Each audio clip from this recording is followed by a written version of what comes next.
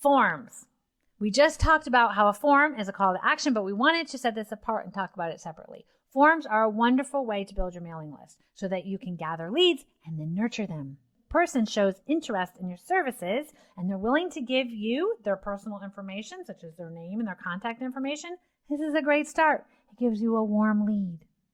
You want to have different forms for different reasons a person would fill out a form.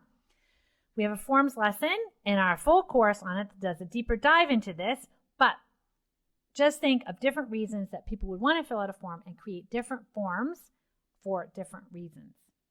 Here are some suggestions. You can have a simple contact form capturing a name, email, and maybe a message. You can have request an estimate for a service. This would capture the name, the email, and some categories of a service you offer, and maybe a message area as well. You could also possibly put a town where they live.